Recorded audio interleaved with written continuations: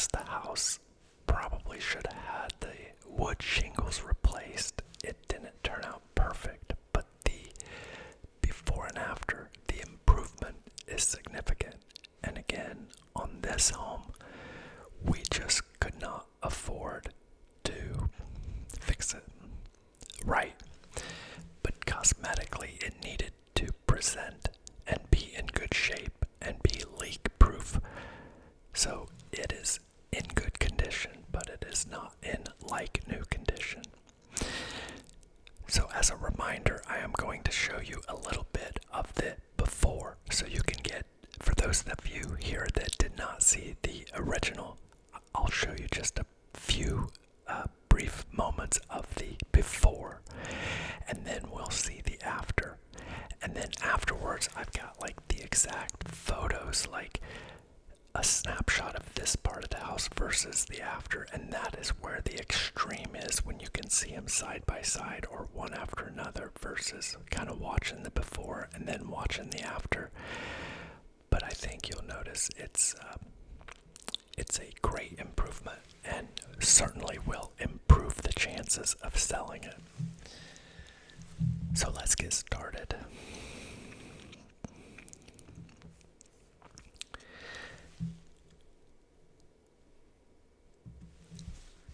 Okay, this is the before, obviously. Look at the center. Look at the roof. It's like a dingy color. You could see like mildew stains on the roof. And that middle section, where that small window is, I wish I would have zoomed in on the before, but because I zoom in on the after. Look at these upper shingles, so like the porch area shingles, they are painted, but look up there, they got too old and couldn't get up on the ladder to paint these, and there's literally no paint on those shingles up there. Look at the gutter, and at the bottom it's red, so that's another thing. There's, again, looking up at the non-painted shingles, and even these that were painted just so long ago that they've faded so bad and they're just chalky white now. Look at this hole in this window. That will be repaired when we do the after. On the back of the home, those white windows there are now going to be the right color. They won't be white. And then if you look at the back of the house, the right side of the house has been painted, the windows, the left side is not. So, and again, this is kind of a chalky green. I let you hear this frog. I thought I would let the audio in for you. Now look at that, again, no paint there, no paint where you walk into the basement. The basement has an exterior entrance. Look at this stained glass window, has that plexiglass on it to protect it because it was leaking. So they have plexiglass on the exterior of this stained glass to protect it and to keep it weatherproof. Looking up there, again, no paint on that middle section. So that's going to be pretty much it on the exterior. Now here's the after. Now that roof is so much brighter because it's been cleaned and there are no mildew streaks. I mean, it really looks like a new roof. Look at the center, how clean, and everything is just, it's the same color scheme, but it's just clean now. It's clean and fresh, and everything is sealed. All the windows have been caulked and all the leaks corrected. So it is sound, and it is repelling water now. And this is the importance of paint, is it keeps raw wood from rotting. If you keep paint on the wood, it will never, ever, ever rot. If you keep paint on it, it cannot rot. It can't penetrate it. So again, these should have been, in a perfect world, these would have all been reshingled because they went so long with no paint that a lot of them curled and there's bigger gaps than probably what should be, but again, everything is protected and secure as far as water penetration. But for cosmetics, it's not perfect, but it's 1,000 times better. The gutters, extensions have been painted to match. Now look at these. This again was the chalky white. No rot in the windows. All the windows have been repaired. Again, resealed, removed and painted inside and put back on. The storm windows were all removed and repaired and then painted and replaced. The interior windows and the storm windows were done. Notice that was the side that had a portion unpainted. And then this is the back now. Both the left and right side windows on the bottom have been painted the same. And again, it's just, it doesn't actually look really like it was anything happened. It just looks right. But then when you look at places like the entrance to the basement, remember that, and look at the upper part, I mean, it's just all right. It's just all correct. Yeah, I like this little garden area out here. It's just so cool. That section I'm showing you right there, that was asphalt shingles, and it had to be replaced with the wood shingles. So those are all new wood shingles in that section right there. Man, it's just a shame that this house could not be. Look at the stained glass. It's been exposed. So again, it was because they were leaking, so they just sealed them properly. They sealed, scraped, sealed, and then repainted. Yeah, it's nice.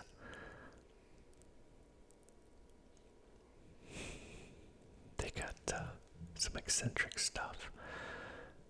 Yeah, I think it just turned out great. I really do. I really think it turned out awesome.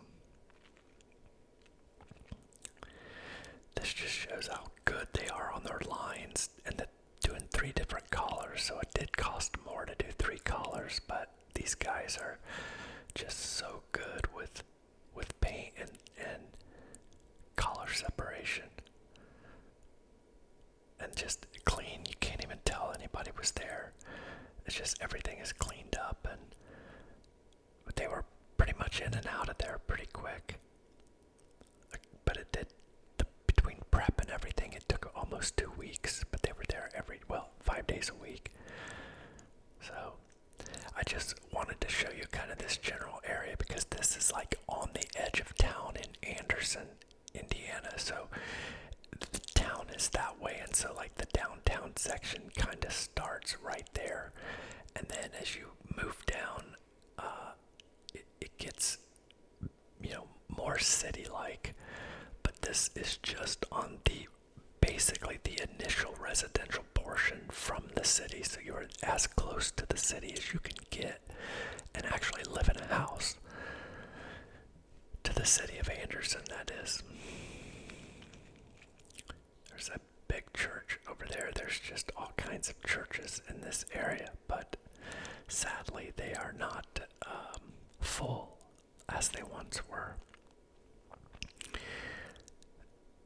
And then that is the church right next door. Yeah, that is a big church. That's the wall that they face in their little courtyard, which is nice. Yeah. So now let's take a look at before and after pictures of specific areas. So this is that entrance to the basement. And so you can see the entrance, as well as on the top, had no paint. And then these had like plastic over the windows. And yeah, this is chalky green. And then this is the after. So all of this is corrected. All of the windows are corrected. Everything is the same green paint everywhere. I believe this had to be put into this valley here. Let's go back and see, did that have... Oh, no, it was there. It was there in the before.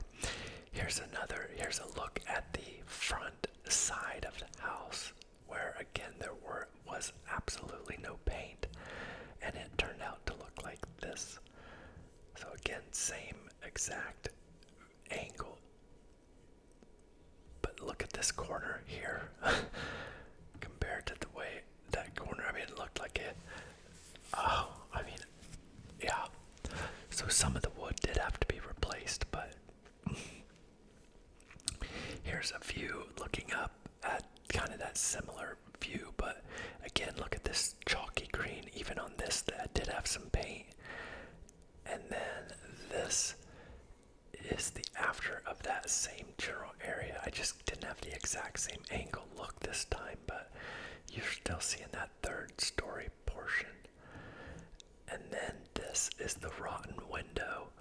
So right there was that big hole, and look how white this green is. And then this is the after. So I do think it's just gonna be a lot better first impression. And yeah, it will present well. Much better than it did, at least. For this next part of the video, I am going to kill two birds with one stone. I was requested to be part of a 10-person collaboration video. Each person, I think maybe I got that wrong, it's 6 people. Each person to give a 10-minute long video. And so I was asked to be a part of it. And so I have to send it to Silent ASMR. It's 10 minutes long. And they want me to role play as if I was the real estate agent and you were my client. So that's what we're going to do for the last part of this video. But let me just check the time here to make sure I'm not robbing you. Yeah, if that's 10 minutes long, well, I'll need to watch my timer to make sure that I stay within the 10-minute parameter, which is going to be interesting. But what I'll do is I'll do the 10-minute video, and then I'll talk to you guys a little bit more, because if I just do 10 minutes from now, it's only going to be a 23-minute long video. And I need to make it longer than that so you can get to sleep. So let's get started.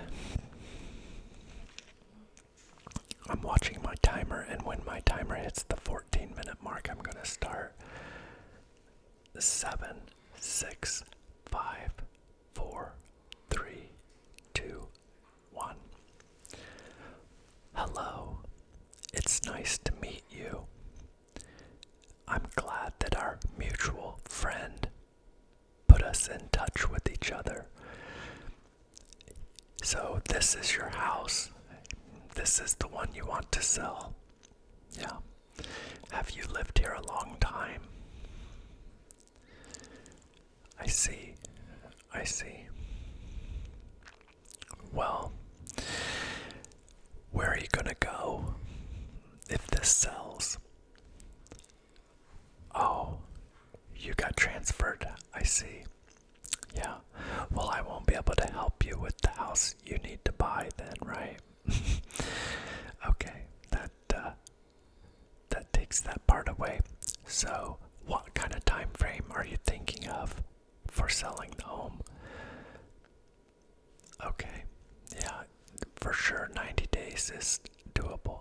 So you're pretty much ready now, because we need 90 days to make sure we can sell it. Okay, yeah, okay. Well, let's walk around here and you can kind of show me around so that I can get a good idea of what we're looking at. And then what we'll do is we'll pull up some comparable sales and also see what's for sale in the area of who we'll be competing against. Does that sound good? Okay. Okay. Yeah, this looks really nice. You've done a really good job. I'm surprised that it's not an insult, but it just seems like somebody would have helped you with this because it looks really nice. So I think we'll be able to get a really good amount out of this because you've got it in such good condition, and everything is to modern expectations, meaning that nobody is going to walk through this house and say, oh my God, we've got to tear this out and tear that out and take that wall down and update the kitchen. And when they walk through a house and they see all that stuff, the dollar signs just add up in their head and it kind of spooks them. So it takes a special buyer to want to buy a home that needs work. So this is going to be a lot easier sale because people are just going to come in, fall in love, and hopefully fight over it. But that's what we hope. It's not necessarily what happens, but we certainly try to stay optimistic because, especially on something like this one, because these are the types that if it's going to happen, it's going to happen on one like this. So let's sit down now and get an idea what this might be worth. And what I'm going to do is I am going to look through my numbers here. I am going to look at what's for sale, what's pending, and what is actually sold in the last 6 months in this general area. And what I'm going to do then is take those comps and put a number on what I think your house is worth. And I'm going to write it down. And then I'm going to hide it from you. And I'm going to ask you, what do you want for it? Because I won't be able to change my number. And we'll see how close we are together. Sound good? Okay. So first, let's look at these homes that are for sale in your area. There's actually more than I would have anticipated, which isn't necessarily a bad thing, but it's not the greatest thing. It's always awesome if you can be the only game in town.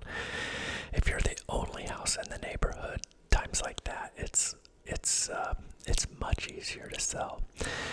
But this just means we're going to have to present as a value. There's an old saying. It says, people buy when value exceeds price. I do it. You do it. Like, we'll buy something, but only if it's like we always see things that we're like, I wouldn't buy that for no amount of money, or I wouldn't, if you don't need it. At the end of the day, if it's not valuable to you, you're not going to buy it. And if you want something, but it seems ridiculous in price, you won't buy it if it seems high. But if it looks like a value, that's when people buy in their head. So it's important that we present as a value amongst these other homes that are for sale. You can see that the highest one is $979,000 and the lowest one is $799,000. So everything is in that. There's like all 6 of those that are for sale are within $200,000 of each other. But as we scroll through and we look at the differences between the $700,000 home and the one that is $997,000, notice that the $700,000 home only has 2,800 square feet, where the $997,000 home has 5,400 square feet, nearly double.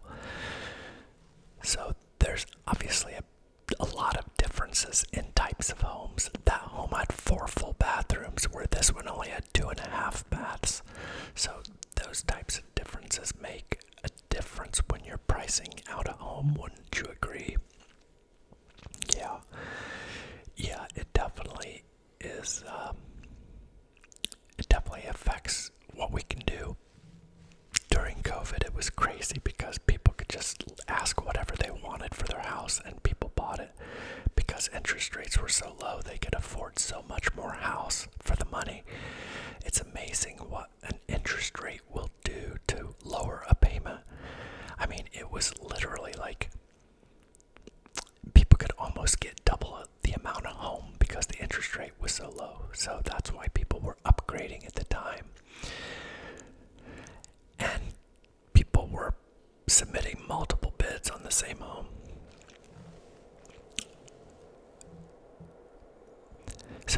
let's look at the sold homes, because this is what really matters, because people can ask whatever they want, but these sold homes, it shows what they actually sold for. So, that house that's listed for $997, it might end up selling for $900 even. We don't know. So it can't be a true comp. We can just see what the market is currently. Now, when we look at the sold ones, you can see that the highest sale ever here was $950. So that $997 home is actually trying to set like the world record ever of price per square foot in your neighborhood, and highest price ever in your neighborhood. That makes it unlikely. So here's a home, but $950. But again, your home is not. It's significantly smaller. It's 1,500 square feet smaller than this home. It's got one less bedroom and 1.5 less baths. So that can make a difference. And then you can see the lowest home here. The lowest one that sold was $825, but it's smaller than yours. There was no basement either on that home, so that can make a big difference. And you've got a basement, so you're in a lot better shape than that one, because some people just have to have one, and they won't buy a home that doesn't have it. So based on that, my pricing recommendation is, I've got it written down. Now you tell me how much you were hoping to get for it. $1 million. Yeah, you want to set the world record too, don't you? Yeah, I bet. Yeah, everybody does. And look, your home is beautiful. You deserve to, but at the end of the day, an appraiser is not likely going to appraise this home based on the comps for $1 million. And so we're going to be at the mercy of an appraisal. 99% chance. There's a small percent that somebody would get a cash offer and waive the appraisal, but some cash offers do ask for an appraisal still. So, that's interesting. After seeing this information, you agree it's not worth $1 million. Yeah, and sometimes when you see the numbers, it's like easier to understand. So, yeah, what do you think now? 900. Okay, that's reasonable. Look what I put. 899. 899. So we'll do it your way. We'll ask $100 more and do 900,000 even. Okay, great. I'll have a photographer over here next week. We'll look at the weather and see what day looks best, and then we'll get started once we get photos. Just have the yard mowed and keep it looking like this. And I'll see you next week.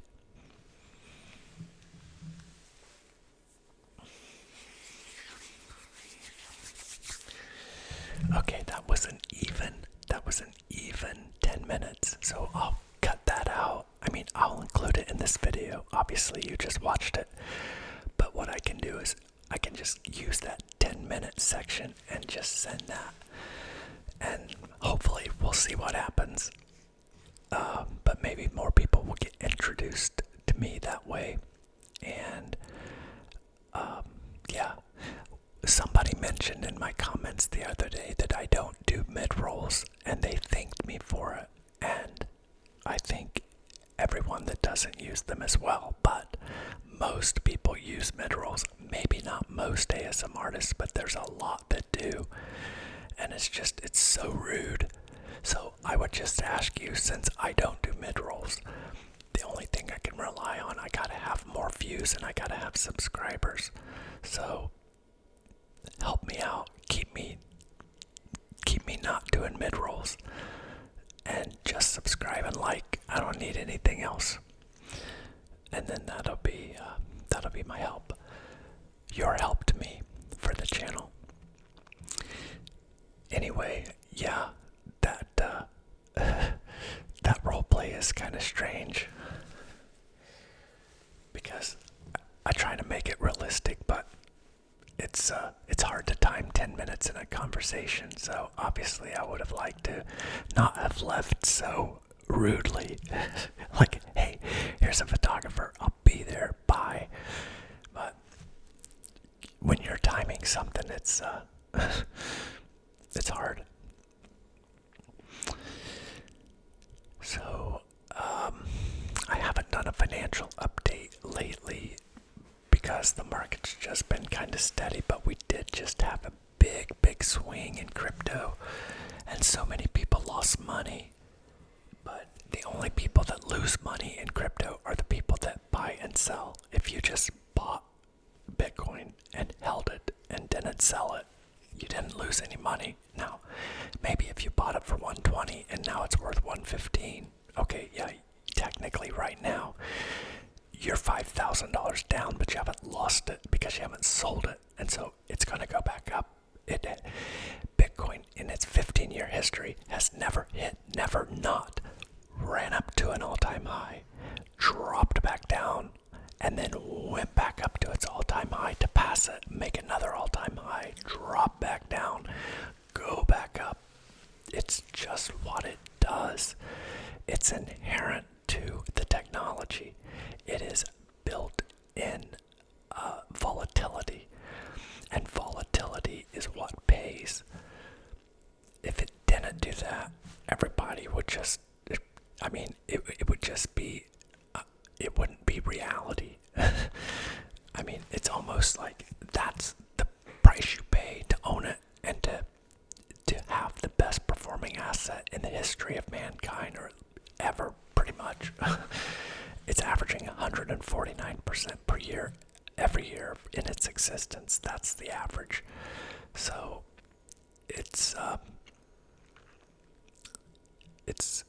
I think it's good. I think it's what you gotta do. I think it's risky, but I think that in this world, if you're not taking some sort of risk, you're not gonna make it. You almost need one of these like lucky breaks to get it to work. You know, you gotta take chances. And I just think this is such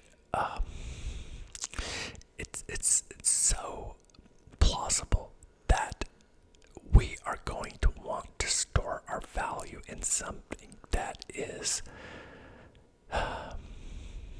safe, secure, and it cannot be manipulated, in that there are never going to be more than 21 million Bitcoin. 21 million. On a planet with 8 billion people, that's a scarce asset. And yeah, I just think that it's got to be a part. I would say if you've got a 401k, IRA, that type of thing, I would say definitely do that. Get in the market, put the bulk of your money in the market, but take some, even if it's just 10%. So if you're going to invest $100, put $90 in the stock market, put $10 in Bitcoin. Listen, your $10 in Bitcoin will make me nothing. When you put $10 in Bitcoin, you ain't gonna raise the price. I don't have a vested interest in you buying Bitcoin. You are not going to make me money by buying it. I want you to buy it because I want you to be financially secure. And this is what I believe. I first bought Bitcoin when it was $8,000. That's the cheapest I ever paid for, in 2017. Now, I paid as high as $45,000 at the last time I bought it. So when it was $45,000 was the last time I bought any, because I determined that, look, I got enough and I'm not going to invest any more money. The money I'm making, I'm gonna live. I've got enough money in investments that I don't need to die with a pile of money. So I've got enough. I just stopped investing. But there's no difference in me buying $8,000 worth of Bitcoin and today a Bitcoin's worth $115. So if I bought a Bitcoin at $8,000 and now it's worth $115, that's like 10. It's like 15x. Now, I also bought it at 45, right? So 45 to 115 is not, that's a little over 2x.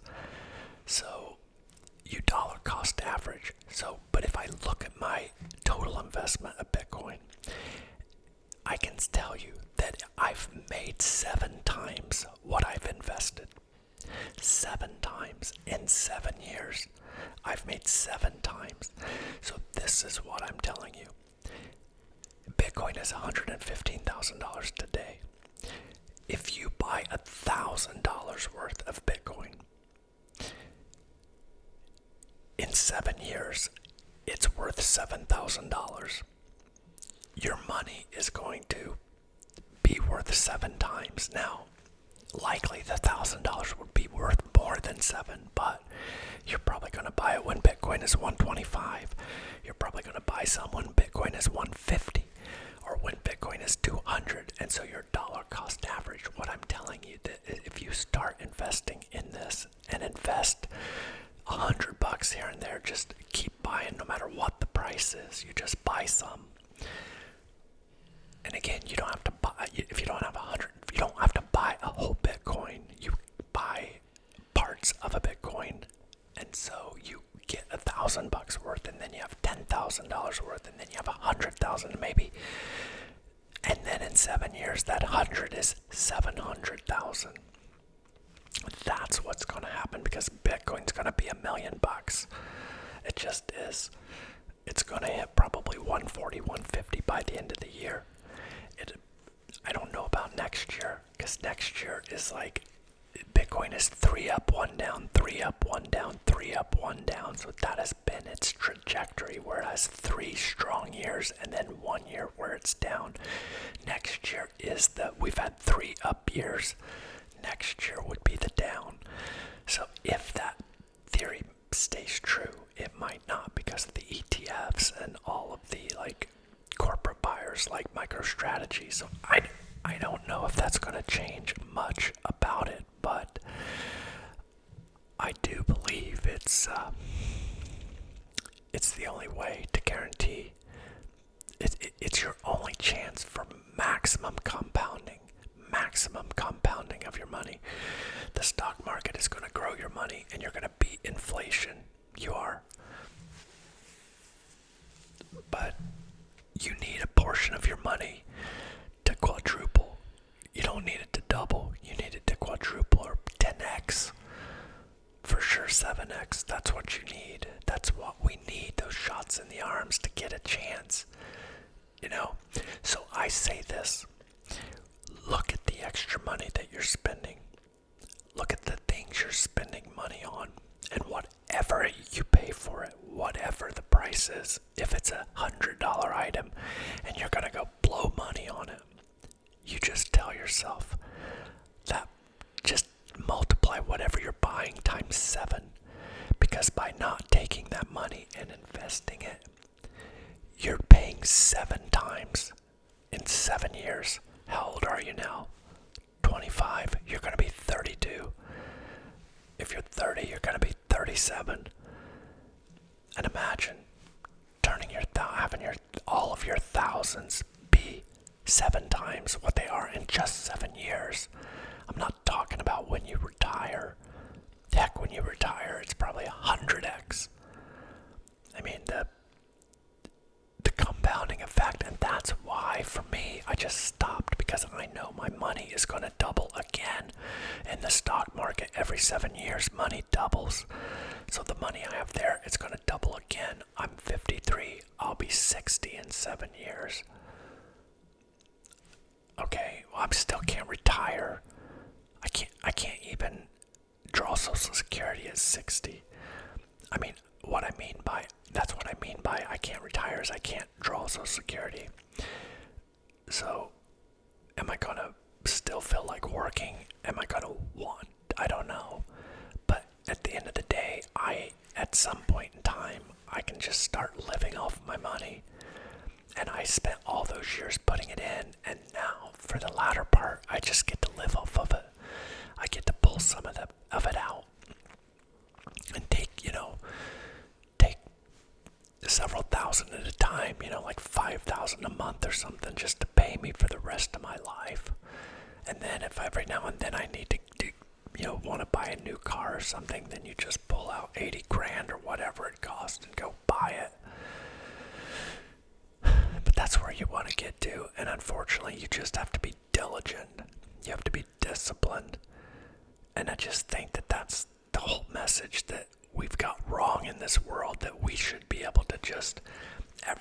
should just be super easy and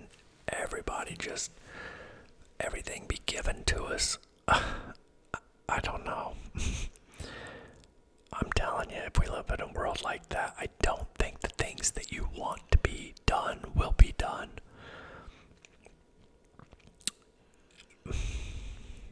Just the jobs will not be the same. The care, the diligence. Now, I agree, there's corrupt parts of our system, and there's stuff to fix. God, is there stuff to fix?